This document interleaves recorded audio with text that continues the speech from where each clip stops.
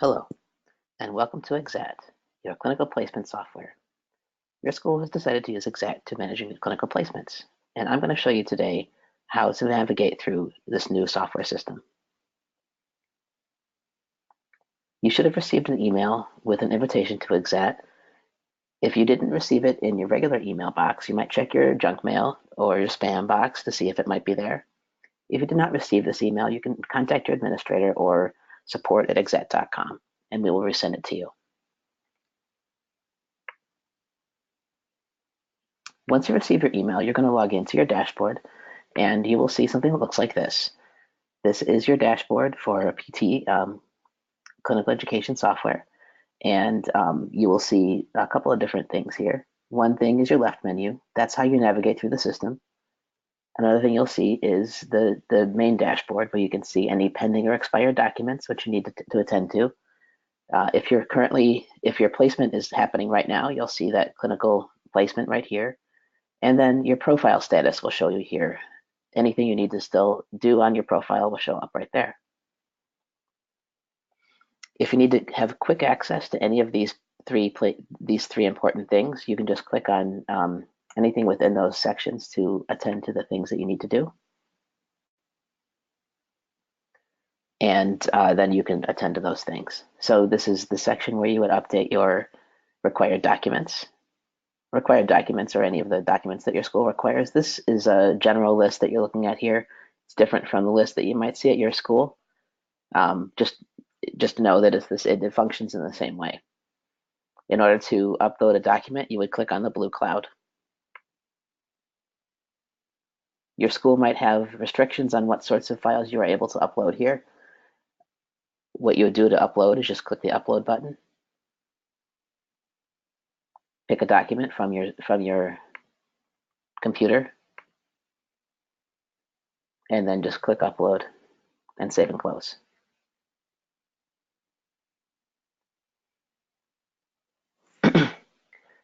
Occasionally, your school will ask you to fill in the expiration date. The expiry date means expiration date. If that's the case, you're just going to click here to fill that in, and then put in the expiration date for the document that you've uploaded. Make sure you check with your school to see if they want you to do that or if they want to do that themselves. Some schools prefer to put the expiration date in for you. Others would like you to put that in by yourself. If you have documents that are not on the list that you need to upload, you can always upload those into this additional document uploaded by student. In order to do that, you kind of just click the add new document, give the document a name, describe it. If it has an expiration date, put that expiration date in here. And then if it's supposed to be shared with your clinical site, you can say yes, and then upload the document. If it should not be shared with the clinical site, you can say no, and then of course save and close. We're going to go back to the dashboard. I can either click on dashboard here, or I can click on this my profile here. It's going to take me to the profile page. Or again, I could go to the dashboard.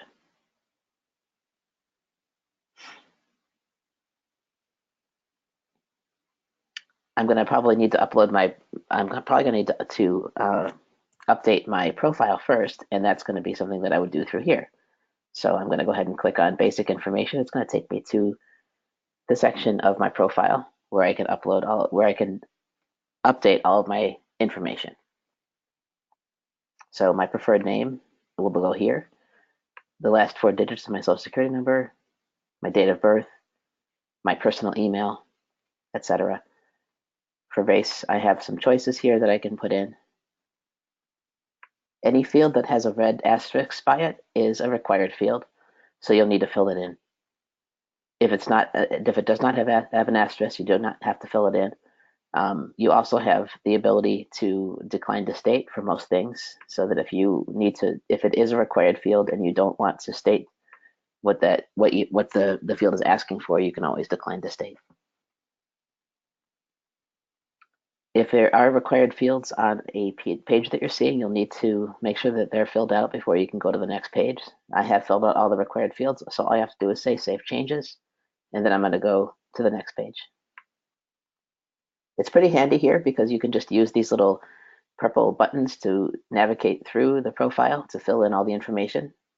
So my personal statement's not required, but if it was, I could simply just type into this and list out what I'm interested in, or what I would like my DCE or my clinical instructor to know about me. Your school will have a set of areas of interest that you could check off on. These are the ones that are part of the sample demo. I would just select the things that I'm interested in here. I can also put a note here that says something else I might be interested in. I need to save changes and then go to the next place.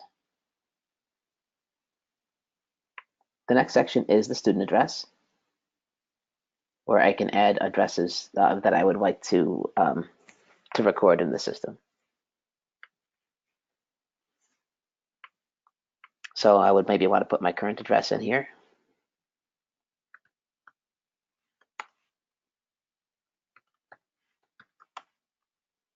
It's pretty easy.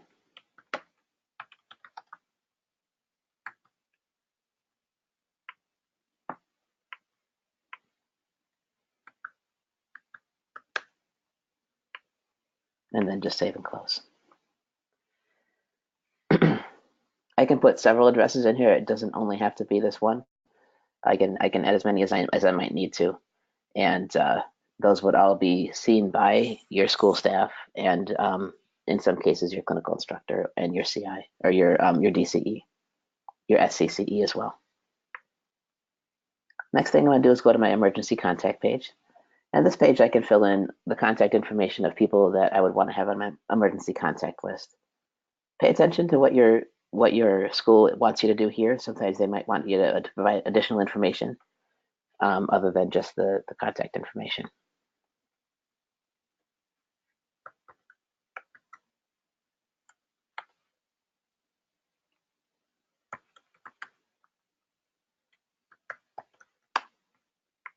I'd want to go ahead and put the phone number in here.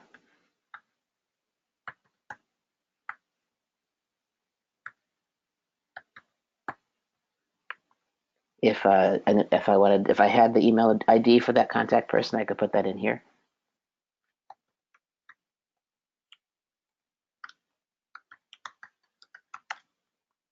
The address, if possible.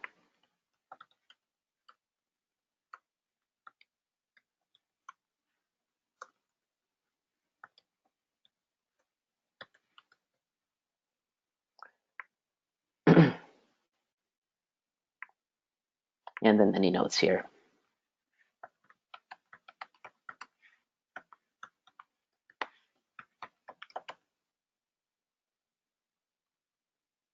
You can also use the other fields if you have other people that you'd like to put on your emergency contact list.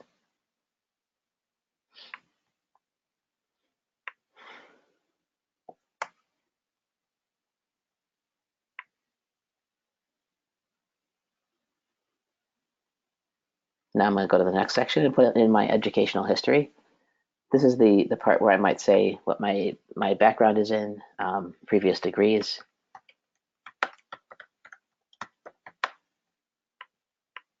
And a lot of the time your clinical instructors will have access to this information. Just think about it as sort of a online resume with your information in it that you can eventually share with your clinical site. You can put as many degrees as you need to in here, and then go to the next section, which is the employment history, where you can put in any of your volunteer and paid experiences.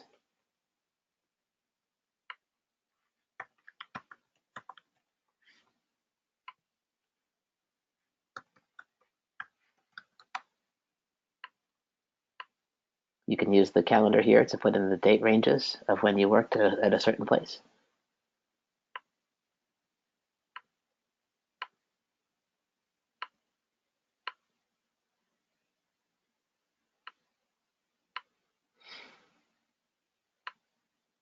And then you can even put in your responsibilities at that place, or just simply save and close.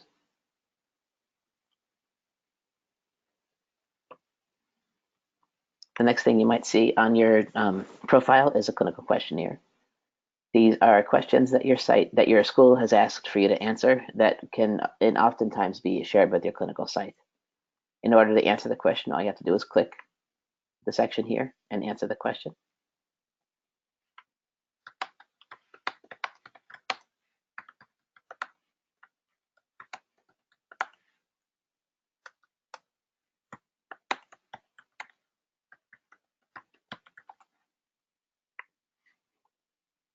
Make sure you answer the questions fully for your school before you go on to the next section, which is your language proficiency section. In here, you'll go ahead and add proficiencies of languages that you can speak. And you can use this handy chart below to rate your proficiency in any given language. So if I am proficient in Spanish, I would look down here to see what the proficiencies are. And I could say, okay, well, I have elementary proficiency in speaking and limited working proficiency in writing. If there are any notes here that I might want to put, like I lived abroad for a year or whatever, you can put those notes in this section. Your school will see them in some of your sites. You can add multiple languages here, or you can also just write other languages down here that you do speak. And the next section is honors and publications. In this section, you're going to put any honors, awards, and publications that you might have that are related to your degree. The next page goes back to the page that we were looking at before, which is your required documents section, where you can upload any documents that your school requires for compliance, vaccinations, etc. In this column here, you'll see if there's a due date for any documents that you have. This particular school has no due dates, but your school might have different restrictions or different due dates for your documents. The last page is the review and sign page. This is where you can look over all of your information and decide whether or not it fulfills what you've looked for it to do. If you are happy with what you see, you can go ahead and say, I understand that checking this box constitutes an electronic signature, and save it. If you still want to work on it, you can still go through the sections here and go back and update things. To get to any section within the parts that you're looking at on this page, you would just click on the click here to edit. Then it will take you back to the section that you were in. To return the review and sign page, you can just X out of this tab and it takes you right back to that page before. Again, any section you can use to update. You can use the click here to update any of those sections.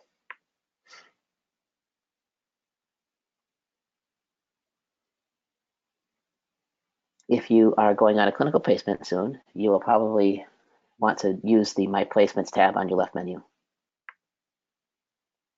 If your placement's already started, you'll see the placement on your dashboard. So here we can see Clinical Education 2 at Applecrest Nursing Center, and then a list of activities that you might need to do while you're at a clinical site. So if I wanted to access it, a clinical that was going on, I would just go ahead and click on Clinical Education 2, and it's going to take me right to that placement page. I can see instructions here that my DCE has put in, or any school administrator. And then the to-do list is any activities that I need to do while I'm at the session. I can see the site address and information here, how to get to the site, any additional site requirements, any documents that the site would like me to have, any notes that I should know about. So I need to wear dark colored scrubs, and that I will be getting a name badge at that clinical site. Here I can see the contact information of the person that I will be in contact with when I go, and the faculty of record, or my DCE or the course coordinator is their information is down here.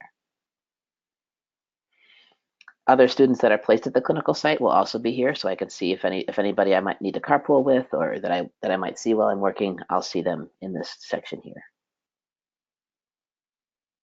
The to-do list that you see right here are any activities that I need to do while I'm at the clinical site. In this case, every one of these things on the to-do list has a due date. We can tell because it has a calendar on it. And I can see if I hover over the calendar when certain things were due. So I'm overdue on a couple things here. I'd want to go ahead and attend to those things in order to comply with my program's requirements. In order to fill out any part of this, I would just go ahead and click on the blue link that we see here. And it's going to take me to the different pages where I can fill out certain information. This is one of the things that you're most likely going to have to fill out, and that's the CI information form, or CI details. In order to add a new CI, you're just going to click Add New CI. You would do this after you found out who your CI was, whether or not that was the first day of your clinical or perhaps beforehand. Occasionally, you're going to see the name of the CI up in the section above here. This means that the person is already in your site's database or in your school's database. But if they're not here, no worries. You can just add the information down here. Every field that has a red asterisk on it is a required field. If you're going through this and you do not know the answers, what you can do is save and close and then come back to it when you have a chance, so that you don't have to submit it. It will not let you submit it in complete form. So if you're going through it and it's not submitted and it's not submittable because you don't know the answer, that's okay. Just save it and then come back to it when you have found the answer to the questions that it's asking.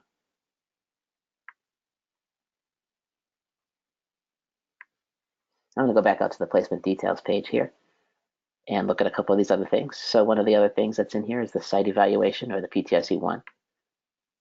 Your school might call these things different. You might have different labels for the same forms that you see here. So just you kind of click around and see what shows up when you click on the form and to see what it is. This one is a site evaluation, and it's based directly on your clinical site and the dates that you're at that clinical site. So you would just go in here and fill in the information that you see. This information is confidential for the time being, but your clinical instructor might be given access to it if you either show it to them or if your school does. It's also possible that the information that's on this form would be shared with other students, but not with, but it would be, your information would be removed from it, so they wouldn't see who it was that filled it out, but just that it had been filled out about the site. This is useful for information about the site if people are looking to going to it in the future. Like other forms in Exact, if you haven't filled out a required field, it will not let you submit. Once you have filled out all the required fields, you will be able to submit. Before that, you'll have to just simply save it. We're gonna go back out to the to-do list, and we can see that there's also the PTSE2, which is the evaluation of the CI. Some schools will have you do out a midterm and a final. Some schools will just have the final. If you see a midterm, obviously that's due at the middle of the term, and the final is due at the end. You'll see the due dates here if you hover over the calendars for any of the things that are on this to-do list. The red triangle here with the exclamation point just means that you're overdue and you need to go ahead and attend to those options. Occasionally, you're going to have to upload a signature form. If that's the case, your school will tell you what to do, but it will usually be a signature form that's related to the PTSEs, and it just would show that your CI had seen the PTSE that you showed them. Occasionally, there'll be an absence form that you'll need to fill out, and in this case, there is one here. So if I needed to let my DCE know that I was going to be missing a day of clinic, I would go ahead and fill this form out. I would just click to add a new relief, and then I can fill the form out based on the information that I have. So if the absence started, let's say the absence started on the 13th of May, and I was going to be gone for one full day. I can also say that I've been gone for only a half a day, or a certain number of hours. I can say the reason I was out. If it's not on the list that I see here, if I say other, it's going to give me a space to put in the reason I was sick, or the reason I was not able to be at clinic.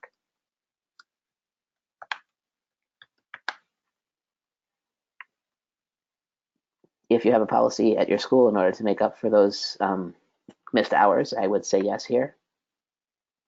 You also want to let your school know whether or not you have already informed your CI or your supervisor, whether or not you have informed your CI, and whether or not you have informed the school. They'll need to know all those things.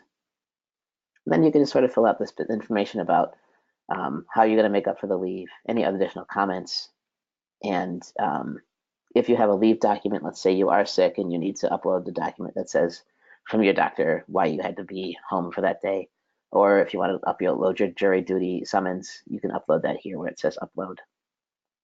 Otherwise, you're just going to go ahead and submit.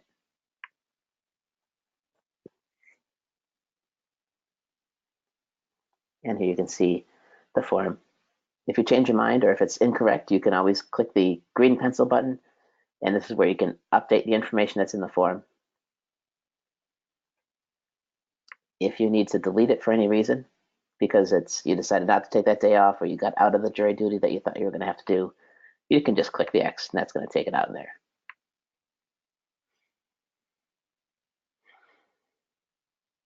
Let's go back out to the placement details page. You can see other things within this to-do list. You might have other things that you're supposed to do, and those will all show up on here. Going back out to the dashboard.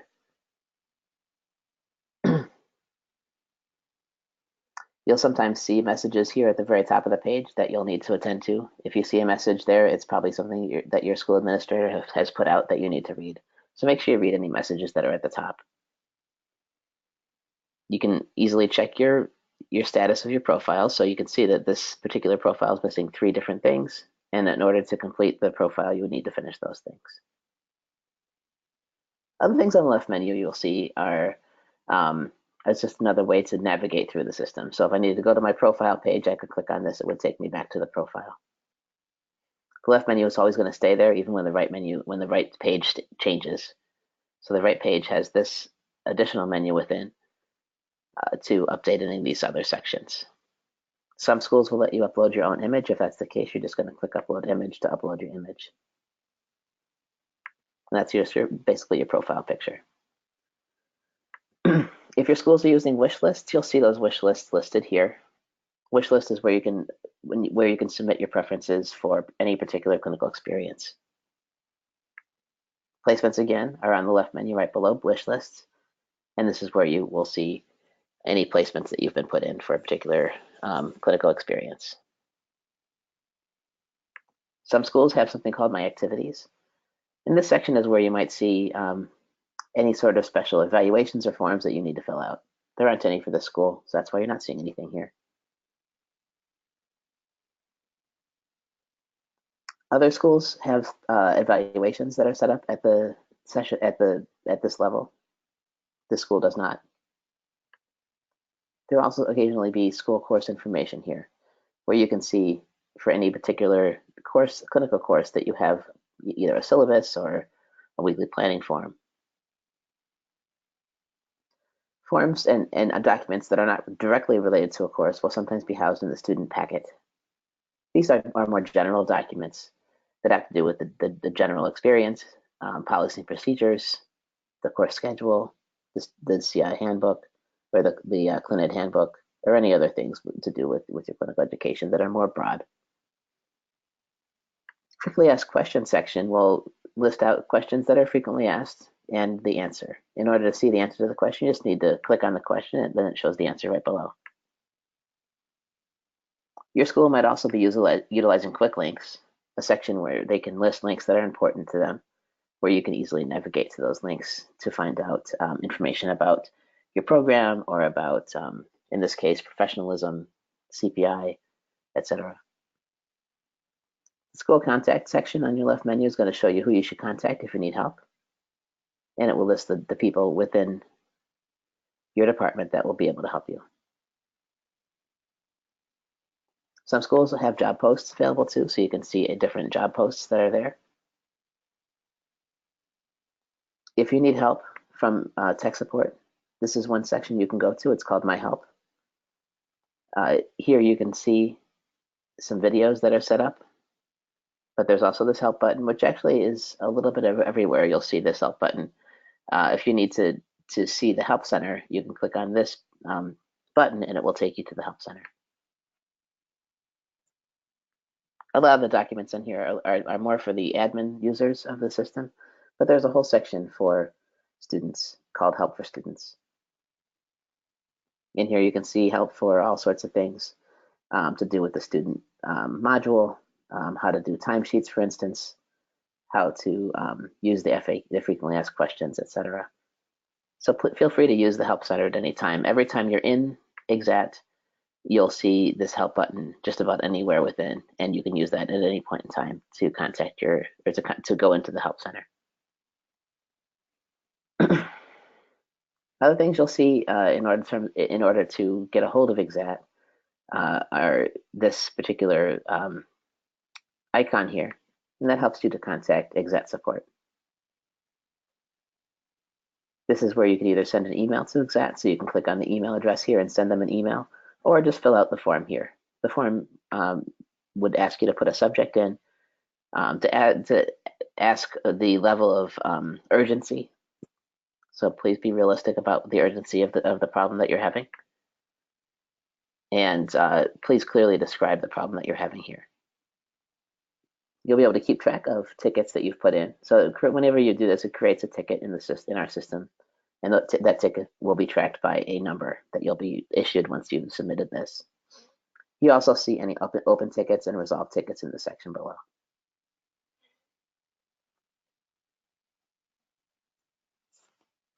Other things on this top menu, if you want to change the view, how you see the screen, you can use the accessibility button to change to a different color if it's hard for you to read it as white.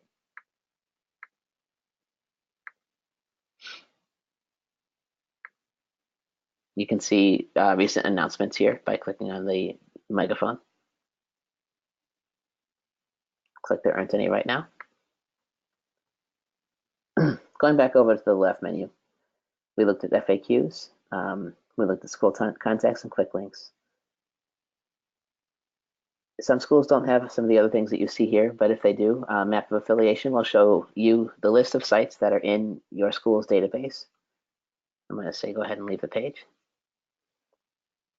And you'll see any sites that are in your school's database through this map of affiliation. So you'll see right now we see a list of 25 sites. If I wanted to see more sites at a time, what I would need to do is go here to advanced search and say I want to see either 100 sites, or maybe I want to see them all at once. If I say all at once, I'm going to see this whole list here.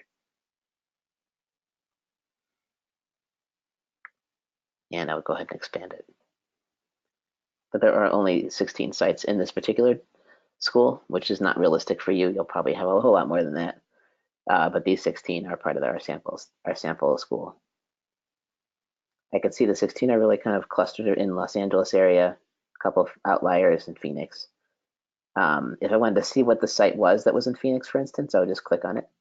It's going to tell me the name of that site, and I could click on the name of the site, and it's going to take me to that site's page so I can see more information about that site. So I can see how far it is away from the school. I can see whatever notes there are here and any other documents. I can also see previously completed evaluations of the clinical site in this section here.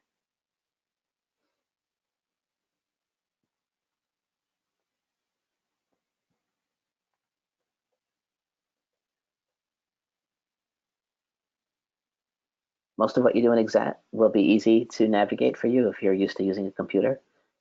You will easily get to any section that you want through an Exat. There will be an additional video on how to fill out the timesheet, but for now, this completes the video on your general orientation to the Exat system. Thanks for your time. I hope you enjoy using the software. Please let me know if you have any questions or problems. My name is Beck Rothke, and I am the Physical Therapy and Physical Therapy Assistant Customer Success Representative